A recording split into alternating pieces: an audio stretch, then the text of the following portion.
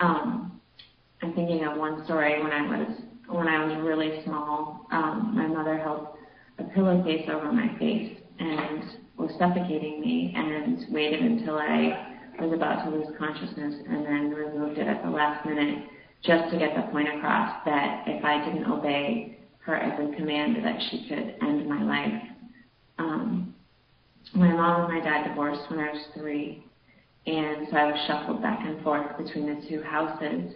But I was mostly the property of my mother, and she treated me as such. She treated me as property.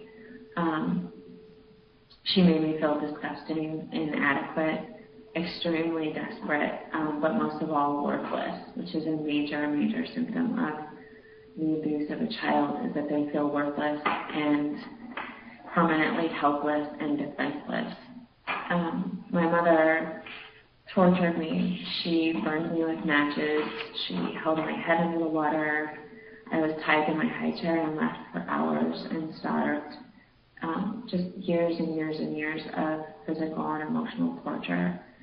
She also restricted my interactions with the outside world. I wasn't allowed to have really deep relationships with anyone because this threatened her hold on me, and also threatened, risked me telling someone about what she was doing to me. And keeping me isolated inside of my birth family was extremely important. Keep me silent and allow her to keep preying on me for as long as she wanted.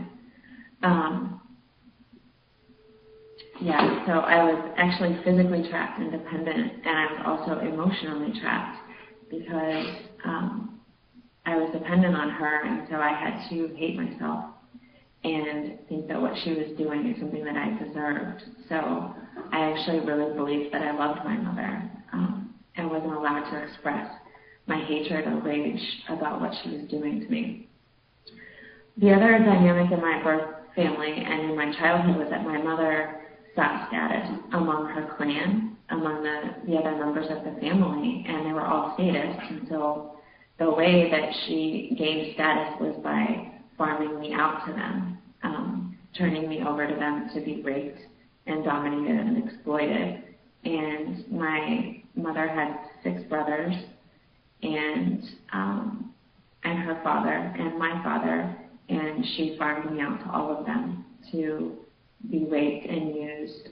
She would often drop me off at an uncle's house for the weekend, and I would be tortured and raped for the entire weekend, and then sent back to my mother, and then be sent to another uncle's house the next weekend.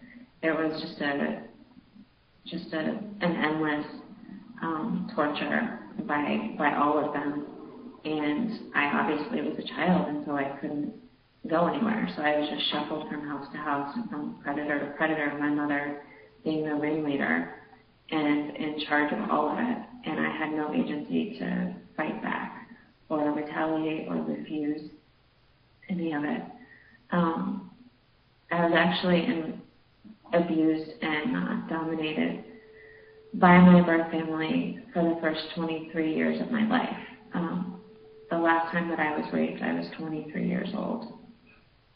And it wasn't until I started a plan actually from the age of 5. I remember trying to run away. I started devising an escape plan from the age of 5. And I remember I tried to run away again when I was 7. And she caught me, and she held a knife to my throat and told me that if I ever tried that again, that she would kill me. And I believed her. I had to believe her. And I also had to stay. And so at 16, I began researching colleges as far away as possible as part of my escape plan. And when I was 18, I moved 13 hours away and went to a college where my mother then moved and followed me. And so then I moved again and kept trying to get away from her. And it wasn't until I was 21 when I moved across the country to California, where she didn't want to follow me because it was too far away, was it then when I was able to get some physical separation from her in order to loosen the hold that she had on me. when I moved across the country, I actually created some supportive relationships that allowed me to see, get some disparity and see that what had happened to me wasn't normal and that it wasn't okay, and I could actually process the trauma and develop some relationships that would help me figure out what had happened to me, make sense of it, and begin healing from the abuse and the terror that I was subjected to. This abuse has had some severe consequences to my life. What I was talking about before, feeling helpless and worthless, are all extremely still prevalent in my life today. About 7 years ago, I developed a severe eating disorder. I was in the hospital at 96 pounds, and it took a lot of support from the people in my life, particularly my partner, to really fight back from that and gain some self-respect and some self-love to be able to heal from what they did to me. I also attempted suicide once and was on and off medication, on and off taking drugs and abusing alcohol, all for the sole purpose of trying to regulate the feelings from what had happened to me that were overwhelming and that I had no emotional regulation skills built up from being a child and having a parent that was supportive and loving, that taught me how to love myself and be able to handle what was happening to me, to be able to start to heal from that and have a different perspective and a different self-concept about myself. And yeah, a little about my story. Great, thanks, Jen. And for all of you who have questions, we will have time for you to ask us a little bit more about ourselves at the end. So I have a lot of similarities to Jen's story. I was born here in the U.S., but my parents immigrated from Vietnam immediately after the war. My father fought in the Vietnam War, and both of them were a part of the South. I am 2 years younger than my brother. He was born 2 years before me, and we lived in San Jose, California most of our lives, or my entire childhood.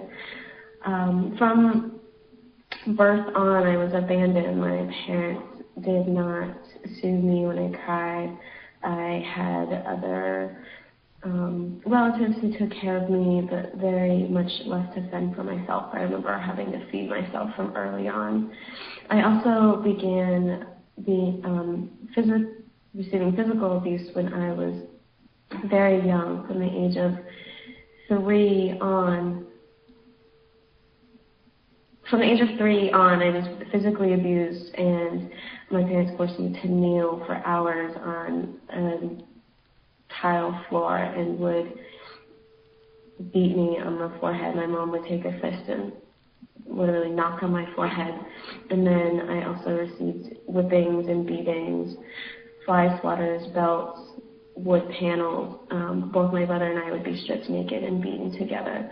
So from a very early age, I was terrorized and frightened and taught to be really obedient by my birth family.